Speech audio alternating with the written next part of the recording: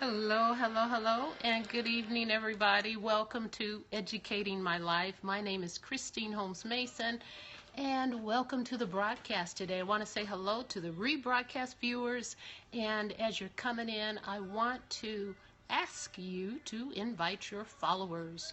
Sharing is caring, and let's spread the wealth of knowledge, the wealth of knowledge. And so, spread the wealth by sharing. All right, so as you're coming in the room, I'm praying that you're having a great day as you're coming in this evening and just maybe taking some moments to kind of recoup from your day. I'm praying that all is well with you. I'm looking forward to our time together on Educating My Life. I want to also extend to you a special invitation to join Sister Tribe. And the way that you can do that is by literally going to bit.ly/join Sister Tribe now. It's that simple. And so you can be a part of a group in terms of a wonderful support group, a wonderful group of ladies that are doing great things. And so again, I want to invite you to do that. Welcome to the broadcast tonight. Thank you for joining, and we're going to go ahead and get started here with Educating My Life. Again, I'm Christine Holmes Mason, and I am an international inspirational speaker / singer and a transition coach. And what that means is that I take people from stage to stage in life, whether in their faith, hello there, their finances, or their personal growth. And so with that, I am going to get started tonight. I am going to be talking about an area of life that's extremely important for people in terms of hooking up. And so I'm going to talk about how to avoid bankrupt relationships. How to avoid bankrupt relationships. And so there's a ton of people that are out there that are wondering, how do I do that? How do I avoid getting that bankrupt relationship? A lot of times women get married and they don't realize what they're taking on when they hook up with someone, or men get married and don't realize what they're walking into. And so it's important that you're aware of legal ramifications in terms of what you're entering into when you enter into that relationship that is a legal relationship in terms of marriage. And so I am going to share with you some things tonight that I believe are going to be helpful for you in terms of the process of you selecting or choosing or asking yourself, what do I look for when I want to have some significant person in my life, when I want to think about the rest of my life and choosing that person that I want to spend the rest of my life with. What does that look like? How do you choose? Some people tell me, okay, that, hey, you know, I don't know what it is, but I keep choosing the wrong person. What is it that I'm doing? And so there's a number of things that you can ask yourself. You can do a self-evaluation. And this is really telling, because a lot of times when you do your own self-evaluation, you get to see for yourself exactly what the issue is and why you keep maybe drawing the same kind of people. There's some ladies that like that bad guy image, you know, and so, you know, they're always looking for the bad boy type. And then there's others that are looking for another type. And so you've got to understand yourself a bit so that you can understand, first of all, and be honest with yourself in terms of what it is that you're drawing to yourself and why you're drawing that kind of personality to yourself. Okay, and so a lot of times if you go back even as you're growing up, what kind of images were around you when you thought of successful relationships? And if you didn't have successful relationships around you, then whatever was dysfunctional, the tendency is that you take some of that with you when you go into your own relationships. And so it's important for us to be able to look in terms of a foundational base. what is what is a successful marriage? Well, if you want to know what successful marriage is, for one thing, we can find out from the book that made marriage. And so we can go to the book and we can find out. We can find out in the Bible. We can find out what is a successful marriage, okay? Because when you see a marriage from the standpoint of the Word of God, which is the foundation, okay? It was Adam and Eve that came together. And it was from Adam and Eve that we see some real dynamics early on in terms of a relationship and in terms of a marriage, in terms of two people coming together. And so when we talk about love, okay, what are the choices that you've been making? Okay, have they been working? How's that been working for you? Okay, so ask yourself in the past what kind of relationships you have found yourself in, you've fallen into. A lot of times what happens is that women settle for a relationship rather than being really in a relationship. In other words, there's a guy that comes along and they're feeling like they're getting up in age and they feel like, well, he's okay, he will, he'll be a good provider, or he'll be okay. And so they settle rather than continuing to really pursue the plan and the purpose of God in terms of what they really want and really are believing for in their life. And then a lot of times women are not willing to maybe look at their options fully. Maybe they get stuck in a certain type of man, or guys get stuck with a certain type of woman as well. And so, hey, blessings to you as well. And so, hey, Allison. And so there's a lot of different dynamics there. But you alone know the answer to that for yourself, because you know what it is that you attract in terms of that man coming into your life. What is it that you're drawing? What kind of men are drawn to you? And what kind of men are you drawn to? You can write yourself a list.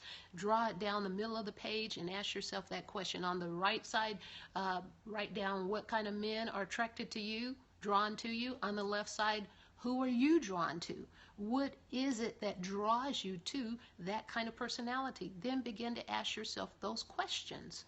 Okay, so also, when you ask yourself these questions, when you look at your past relationships, ask yourself the question, what is it that me and so-so had in common? Okay, even the bad relationships, when you go back and you look over, okay, and this is another exercise you can do, write another piece on a piece of paper, write another list of your previous relationships, and then list out the kind of personalities that they had. List out the kind of personalities that they had. Thank you for inviting your followers. Thank you so much. Welcome to the broadcast tonight. And so those are going to be some really telling exercises that as you take the time to write out those exercises, and this is self-evaluation, right? Self-evaluation, so you can evaluate the situation and ask yourself the question and come to your own conclusions, okay, about why you ended up with, okay, Billy over here, or, 10 years later you're saying, okay, wow, when you see him walking down the street, you haven't seen him for 10 years and you're like, is that really the person that I was madly in love with? You ask yourself that question, how in the world did that happen? Okay, and so these are things that can help you right now, okay? A lot of times you may feel like you really, really have strong emotions for that person. But you got to really ask yourself the hard questions, okay? What is it that's drawing you to that person? Or what is it that drew them to you? All right? And then begin to go one by one in terms of your previous relationships and ask yourself the question, what was it that drew me into that relationship? And like I was beginning to say, many people are in a relationship not because they're really fully committed or really want to be into that relationship. They're there because it's convenient. They're there because, Johnny came along in the blue jeans and he was looking all right, and so yeah, we're together, even though there's so many oddities there and there's no match.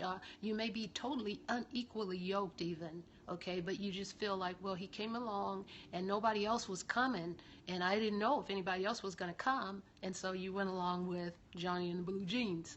All right, and so not to condemn you or anything like that. This is, remember, all self-evaluation. It's all about you evaluating your own self, because only you can do that. Okay, and so let's look at this. Okay, so ask yourself those questions, all right? Because once you begin to ask yourself the question, it's going to help you in your future. Okay, once you identify why you were drawn to that person, what was it about them that drew you? Okay, was it an area of neediness that you felt? Or maybe he made you feel a certain kind of way when you were around him. Maybe he used flattery. Maybe he told you all the things you wanted to hear. And so, and that's a whole nother area, because you need to be able to look into the Word of God and hear all the words you really want to hear, because those are eternal words that can really hit your soul. That over here, okay, you don't have to worry about Johnny stepping out on you or anything like that. A lot of times people put so much faith in a person in a relationship that when they step out on them or they betray their trust, they feel like they're shattered. They never want to have another relationship in life. And I've talked to women that, have had those kind of situations where they've been heartbroken. And after that heartbreak, they don't want to have another serious relationship.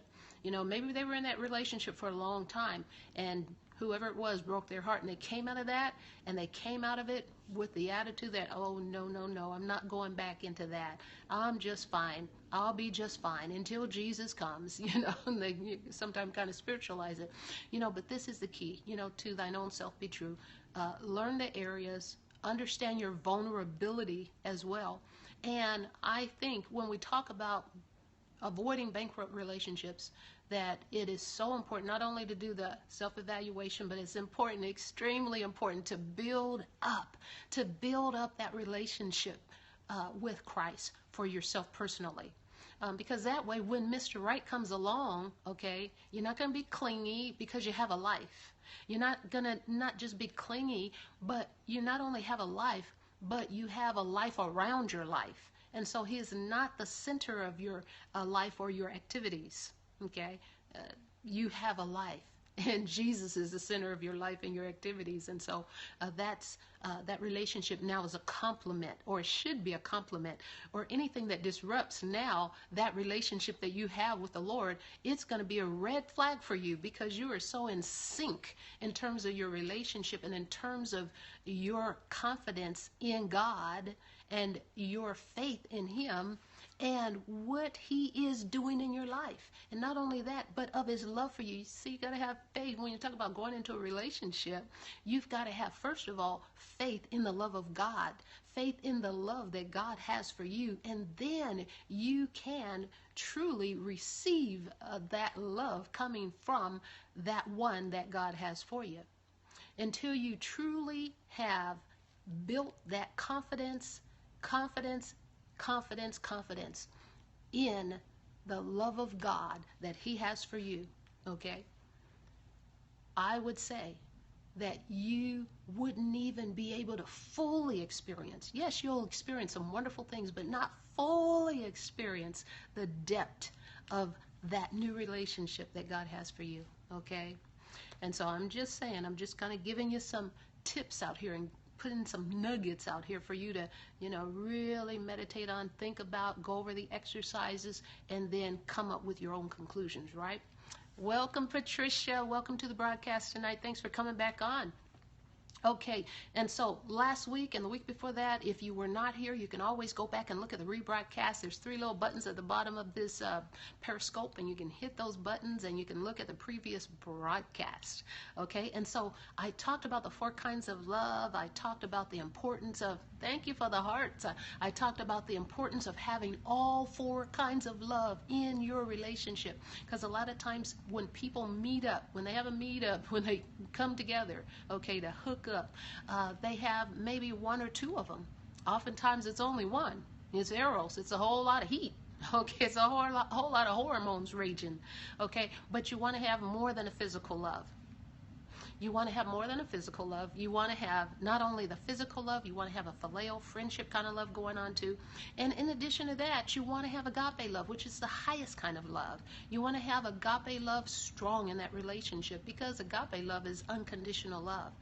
That is unconditional love. It's not just based on, how good you look or he looks at that time. You know, it's not all physical, okay? Because what's going to happen, okay, if you're just looking at the physical appearance, what's going to happen to him 10 years from now, okay? Promise you, he's not going to look the same 10 years, 20 years down the road, okay? If that's what you're banking on, okay, him just looking great, you know, like he does today, you know, 20 years from now, it's going to be a different picture, and vice versa. And so you really want to be connected on a spiritual level as well as a emotional level.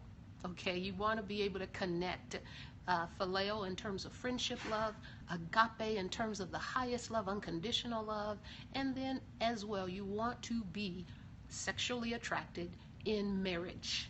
That's important in marriage, y'all. Okay, so in order to get there, you need to have some type of physical attraction. It cannot be all spiritual. For those of you that are so super spiritual out there, okay, you've got to have all three elements in a good, successful marriage.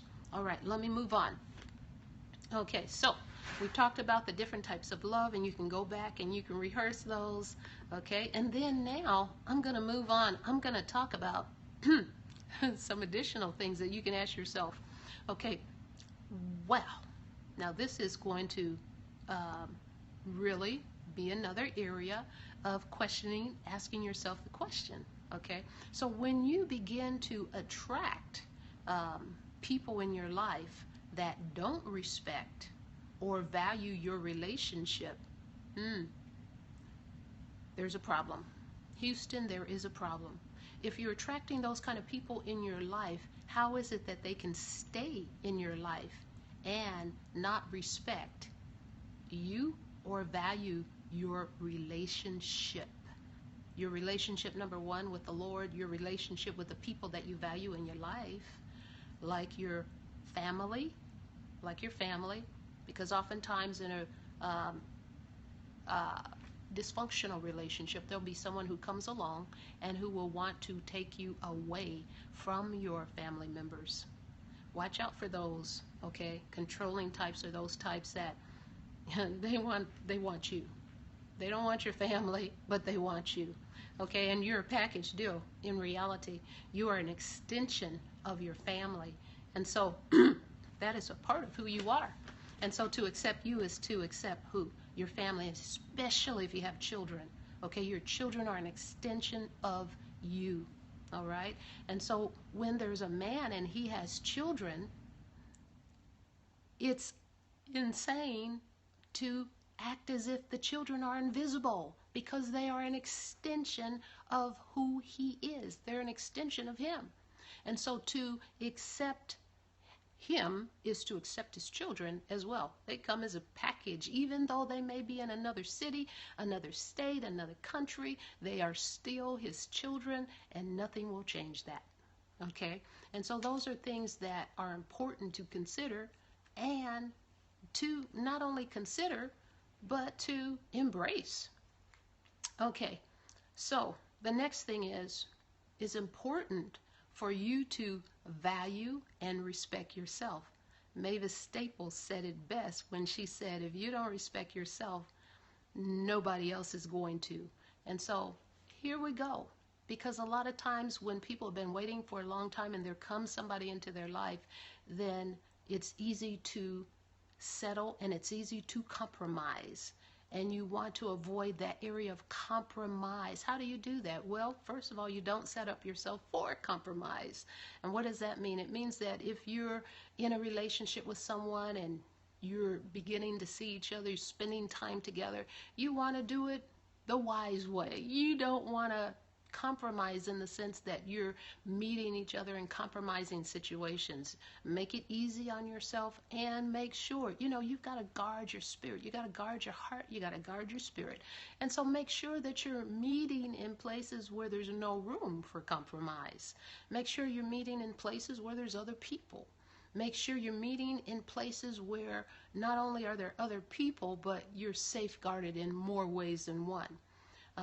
So often I hear of women or men cooking for each other, going over and then it becomes something else, okay?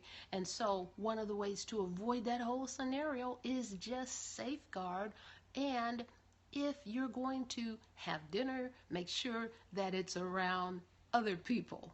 The more the merrier. The more the safer, okay? And so value yourself. You're valuable. You provide so much value. You bring so much to the table.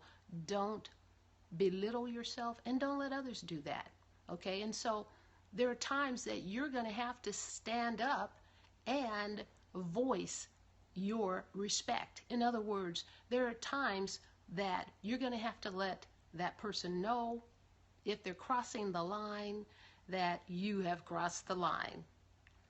Love you, but I gotta go. Okay, I see ya. Okay, and remember what Maya Angelou says: when people tell you who they are, believe them. Believe them the first time. Don't wait for the third and the fourth and the fifth and the sixth time when they've done it. Okay, and they've done it one time is enough.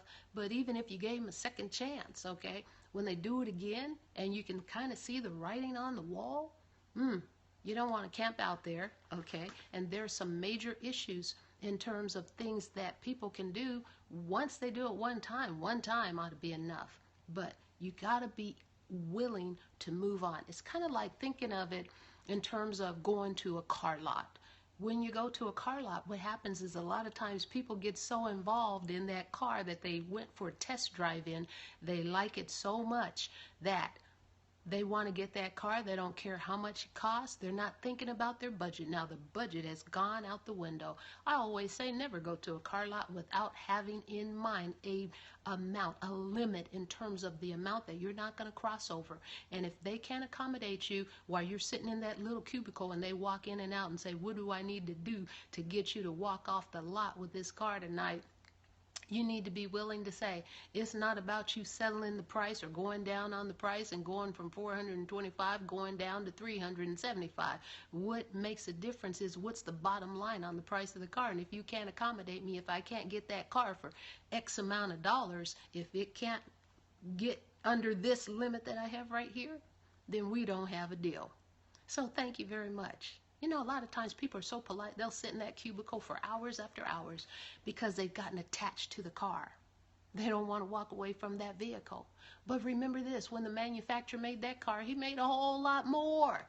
And so you got to think about it in terms of a relationship, okay? There's a whole lot more that are out there, a whole lot more fish in the sea. Welcome your first time to Periscope. Welcome, welcome. Thank you for inviting your followers. Thank you so much.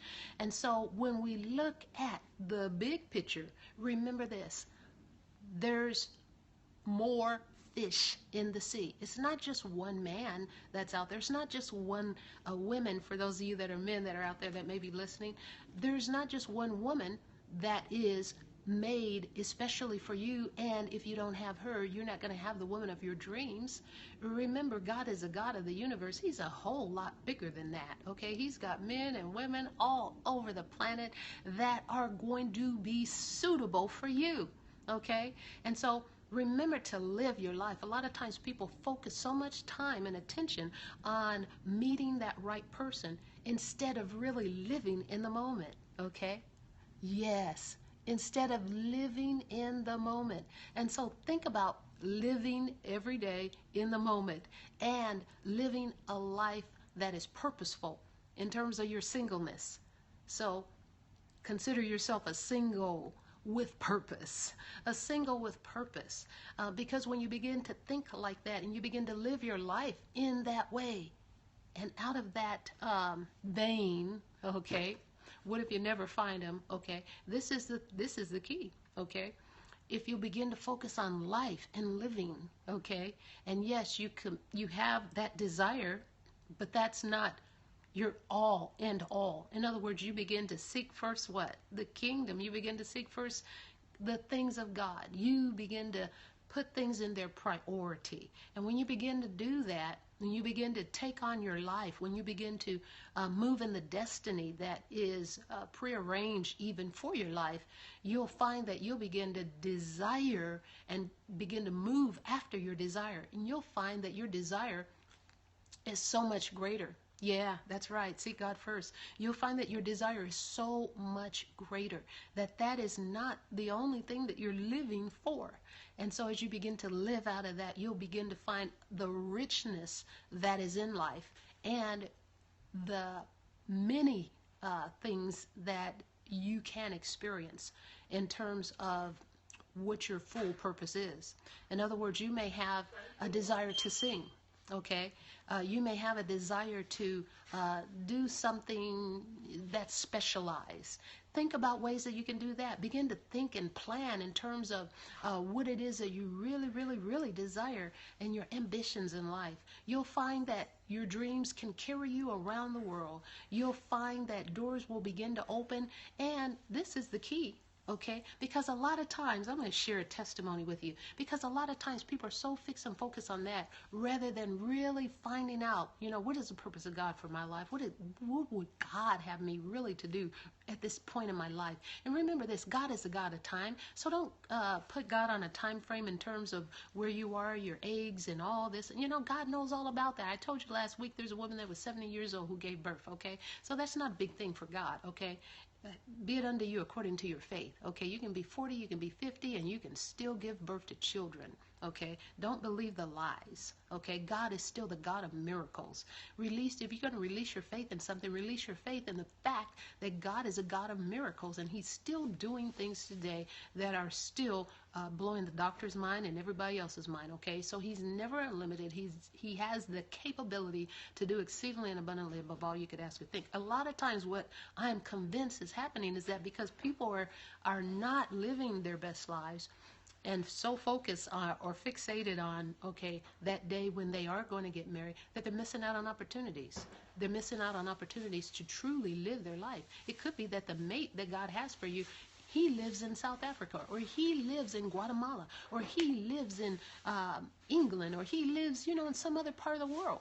And that's the very place that maybe God's been trying to get you to go for the last 3 to 4 years. And you're like, I don't see how that's going to happen. Okay. But you know what? When you really, really want to do something, when something's really, really, really in your heart, you find a way to make it happen. Okay. Instead of focusing on what you don't have, begin to focus on what you do have. And I promise you, you begin to see you've got a whole lot more than you realize. You got a whole lot more than you realize. I'll tell you, just in these next few minutes, I'm going to tell you a little brief story.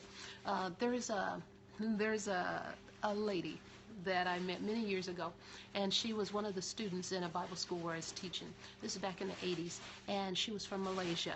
Okay, now she came to our Bible school, and she came with her sister. I could tell you, maybe I'll share this story really in depth another time, but I'll just tell you briefly that she really had a dream in her mind that she was going to come to America and marry an American man, and that was going to be her ever after life. But as it turned out, God had a bigger and more grander and glorious plan for her. As it turned out, there was a young man who had come to our Bible school just before she did. Hi, Allison. And we talk about him all the time because he had done some phenomenal things. I mean, miraculous kinds of things. And just, God was using him tremendously in his country of Tanzania. And so she's from Malaysia. She finishes up her course with us. Then she goes back to Malaysia. And she has an opportunity to go to Uganda to do some missionary work in Uganda. Okay, so she travels from Malaysia. She goes to Uganda. But on her way to Uganda, she spent some time also in Kenya. Okay, now this young man that was one of our Bible school students, he is from Tanzania, which is right next to Kenya, and he was on his way out to a conference in America, and he ran into someone who knew them both. And this person said, hey, I just met somebody who went to the same Bible school you went to in America. And he was really gassed about it. And so, long story short, he connected the two of them together. Now, this story's got to get even shorter because my time is running out, but I will really share the rest of the story with you next week. I hate to leave you on this cliffhanger, but it is so awesome. It is so awesome, this story. What I want to tell you is the gist of it, okay? The gist of it is that there's some wonderful, powerful things that came out of it. They did come together. They did make a powerful connection. And I'm going to leave you right there with that. And I'm going to finish up the story next time. And so what would have happened if she never went to Africa? She never would have met the man of her dreams. Okay? And so many times that man of your dreams, you're going to find him in the midst of your service. You're going to find him in the midst of fulfilling your destiny. So I say get busy fulfilling your destiny. Get busy fulfilling the things that are really important in your life. Get busy doing that. Okay? Yeah. All right. So my time is coming to a close. And so I just want to invite you again to be a part of the Sister Tribe. And you can do that by going to join Sister Tribe. In other words, bit.ly/join Sister Tribe now. And you can become a part of the Sister Tribe. All right. So with that, I'm going to conclude. I want to thank you all for joining, for being a part of Educating My Life. And I will be back next week to finish up the cliffhanger. And again, thank you all for joining. And thank you all for the hearts. Thank you so much for being a part of the broadcast today. So until next time, walk with the King. God bless you all. This is Christine Holmes Mason from Educating My Life and ChristineHolmesMason.com.